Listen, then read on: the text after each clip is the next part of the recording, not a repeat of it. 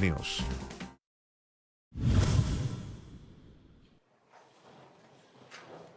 China y Rusia reforzaron su alianza frente a Occidente. En un encuentro oficial en Moscú, el presidente chino Xi Jinping y su par ruso Vladimir Putin proclamaron el martes una nueva era en sus relaciones. Ambos países alcanzaron además un acuerdo para construir el gigantesco gasoducto Fuerza de Siberia 2, que llevará gas de la región siberiana hasta el noroeste de China.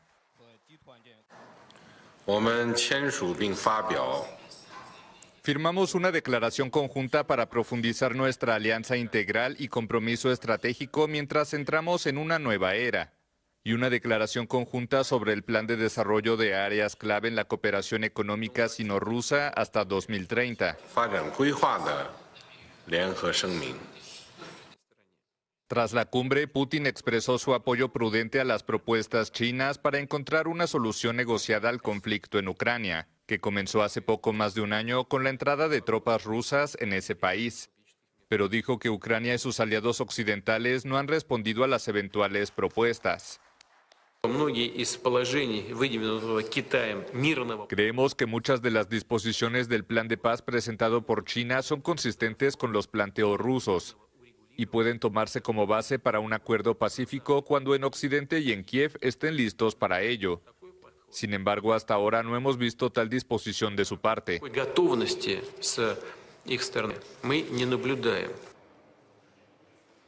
La declaración de Moscú destaca además que Rusia y China están muy preocupadas por el creciente refuerzo de los vínculos entre la OTAN y los países de la región Asia-Pacífico, en relación a cuestiones militares y de seguridad, y acusa a la Alianza Atlántica de socavar la paz y estabilidad regionales. La visita de Xi a Moscú es también un espaldarazo personal para Putin, sobre quien pesa desde la semana pasada una orden de captura por la Corte Penal Internacional por acusaciones de deportación ilegal de niños ucranianos, consideradas crímenes de guerra. Regresa a su hábitat natural el doctor Ricardo Israel. Gracias por estar aquí.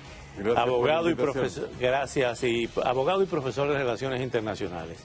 Son muchas las preguntas. Aquí vemos, desde el punto de vista de la imagen, el gran poder y el gran poder casi hegemónico de China y una disminuida Rusia. Definitivamente como una figura menor dentro de ese binomio, ¿no? Ese tándem, como dicen los españoles. ¿Cuál es su lectura, doctor Israel, de lo que está ocurriendo? ¿A qué fue Xi Jinping a Moscú y a qué fue el vicecanciller japonés a Kiev? Pero vamos primero con estas imágenes que acabamos de ver. Lo que hay es una etapa más en algo que ha sido cuidadosamente preparado por China para su verdadero objetivo, que es reemplazar a Estados Unidos como la superpotencia del siglo XX. Estuvo ese virtual cierre de Taiwán ante la imposibilidad de actuar del resto del mundo, la visita de Nancy Pelosi. Estuvo con posterioridad la transformación de Xi en el chino con mayor poder desde Mao y en una dictadura colectiva transformada en una personal, y ahora uno ve que llega allá para reafirmar lo que usted ha dicho. Este es un matrimonio de conveniencia que no había existido antes y en el cual China es el socio mayor y una muy debilitada Rusia es el socio menor. No aceptó la sugerencia de la paz. Recordemos que en los últimos meses también consiguió un enorme éxito al posicionarse por primera vez como el país indispensable, el rol que solo Estados Unidos se suponía que tenía al lograr este acuerdo entre Arabia Saudita e Irán, que no ha terminado, falta todavía que la acepte Arabia Saudita vender la energía en petróleo.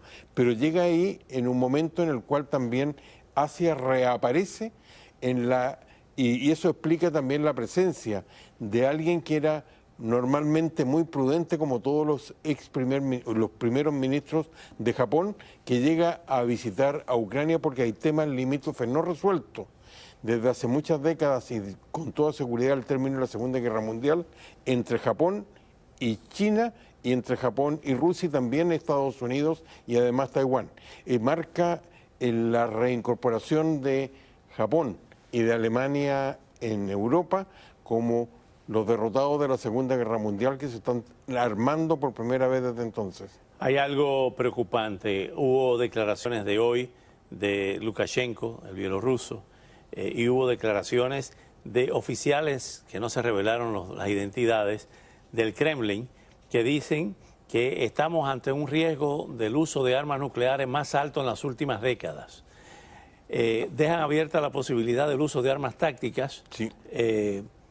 Que pudieran utilizarse sobre bases ucranianas si la guerra continúa el curso de no una victoria, de no permitir Así una es. victoria Así a es. Rusia. Lo que complica las cosas es que hemos descubierto todos que es tan peligroso como la expansión de Rusia, la debilidad militar demostrado. En los escenarios que han reaparecido... Por Rusia. En los escenarios que han reaparecido está cada vez más claro el escenario en el cual Rusia utilizaría las armas nucleares, y parte de eso es Lukashenko y Bielorrusia, que ha vuelto a reponer el uso de armas nucleares en su territorio. Recordemos que con el término de la Unión Soviética quedaron 3 países con armas nucleares: Bielorrusia, Rusia como continuadora y Ucrania. Y recordemos que en buena parte la responsabilidad que sienten el Reino Unido y Estados Unidos es porque ellos se comprometieron a defender la integridad territorial de una Ucrania que había renunciado a armas nucleares.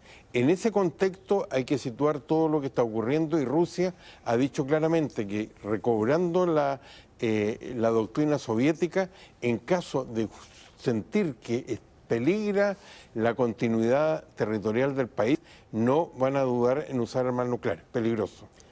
Y esto está unido también a la amenaza latente, y a veces no tan latente, de China de invadir a Taiwán, que la sigue considerando una provincia rebelde. Y esto es lo que ha posibilitado que Europa se haya unido cada vez más para apoyar a Ucrania, en este caso también por asociación, por derivación, por deriva, de apoyar a Taiwán también contra la amenaza china. Recordemos que Estados Unidos, en cierto modo, desde el gobierno del presidente Obama, se ha retirado del Medio Oriente cuando decidió no participar en la guerra civil de Siria, y que le abrió el camino a Rusia, como todos sabemos, y también al no actuar cuando Rusia ocupó Crimea. ¿En qué sentido? Para concentrarse en la verdadera amenaza, que es China. Y en ese sentido llega allá de la misma forma como llegó, se mantuvo en Europa después de la Segunda Guerra Mundial, invitado por los países asiáticos que le temen a China, incluyendo algunos que alguna vez fueron rivales, como el caso de Vietnam, que le ha ofrecido el uso de las bases nucleares. Eso es una indicación clara de lo que está pasando. Doctor Israel, como siempre, muchas gracias. Muchas gracias a ustedes. En instantes, en Venezuela continúa la purga chavista. El régimen de Nicolás Maduro informó la detención de 19